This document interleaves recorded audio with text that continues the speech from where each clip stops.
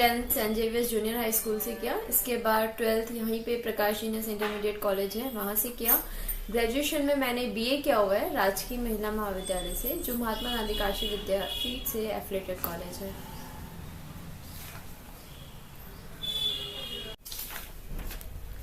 UPSC की तैयारी का आपका मन कब बना? यूपीएससी की तैयारी का मन तो हमेशा से ही था, लेकिन जब मैंने 12th क्लियर किया तो मेरा रिजल्ट काफ़ी अच्छा आया था। तब मैं बिल्कुल डिसाइड कर लिया था कि अब मुझे यूपीएससी करना है।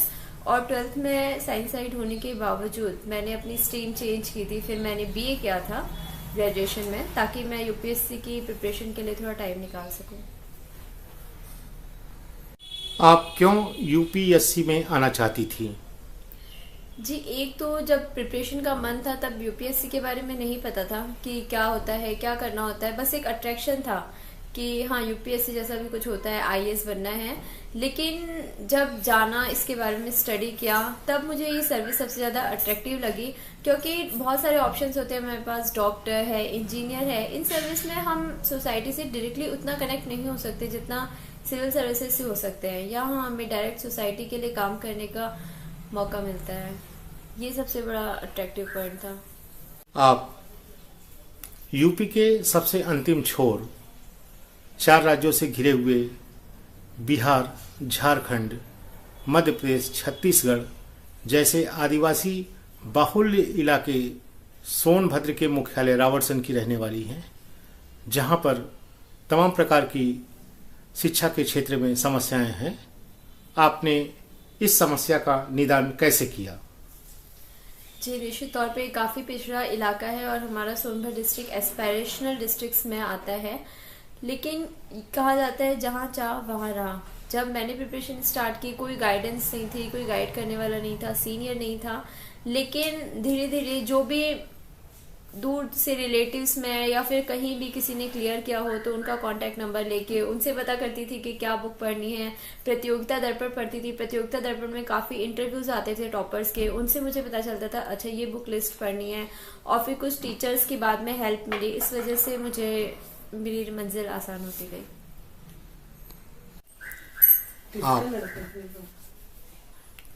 आप द्वारा हिंदी माध्यम से आईएएस की परीक्षा उत्तीर्ण की गई।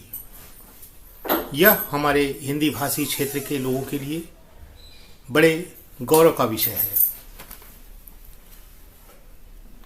क्या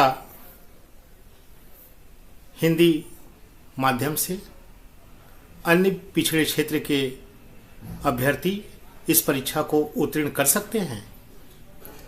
देखिए, जहां तक सवाल है कर सकते हैं नहीं कर सकते, तो निश्चित तौर पे कर सकते हैं। इसका साक्षात प्रमाण मैं हूँ, मेरे बहुत सारे बैचमेट्स हैं। और रही बात मीडियम की, तो प्रॉब्लम तो होती है जब हम किसी चीज का ट्रेंड कम हो गया है या कोई आदिवासी क्षेत्र है वहां हमें सोर्सेज नहीं मिल पा रहे, तो निश्चित तौर पे और लोगों से हमें समस्या होती है उस चीज को पाने में। लेकिन जब एक मेरा मानना है कि जब हमारे पास किसी चीज की कमी होती है तो उस चीज को पाने की तड़प और ज्यादा बढ़ जाती है। हिंदी मीडियम से डेफिनेटली रिजल्ट कम आ रहे हैं, लेकिन अगर सही दिशा में मेहनत की जाए, सही तरीके से मेहनत की जाए, क्या पढ़ना है क्या नहीं पढ़ना है इसका विशेष ध्यान रखा जाए, तो सफलता मिल सकती है। हम अपने यूपीएससी के लिए कौन कौन सी बुक आपने पढ़ी और तैयारी के दौरान विशेष तौर पर क्या ध्यान रखना चाहिए? जहाँ तक बुक्स की बात है तो यूपीएससी के लिए तो बहुत सारी बुक्स होती हैं। जैसे पॉलिटी के लिए लक्ष्मीकांत है, ज्योग्राफी के लिए महेश वनवाल है, विपिन चंद्रा है, 6 to 12 एनसीईआरटीज है। इस तरह की काफी बुक्स है। शंकर आइस की एक बुक है इकोलॉजी के लिए, और इससे रिलेटेड मैंने डिस्कस भी किया हुआ है इससे पहले कि क्या बुक पढ़नी चाहिए। और रही बात कि किस चीज का विशेष ध्यान रखना चाहिए, तो मेरा मानना है कि हमारी बुक लिस्ट काफी ज्यादा लिमिटेड होनी चाहिए, कि एक छोटे से बैग में आपकी सारी बुक आ जाए, इतनी लिमिटेड होनी चाहिए। और 10 बुक पढ़ने के बजाय एक बुक को अगर 10 बार पढ़ा जाए तो निश्चित तौर पे सफलता मिल सकती है। बार बार एक ही बुक की स्टडी की जाए, उसके नोट्स बनाए जाए, उसी का रिवीजन किया जाए, मॉक टेस्ट ज्वाइन किया जाए, और क्या कमी रह गई पिछली परफॉर्मेंस में इसका एनालिसिस जरूर किया जाए, तो this is enough for UPSC.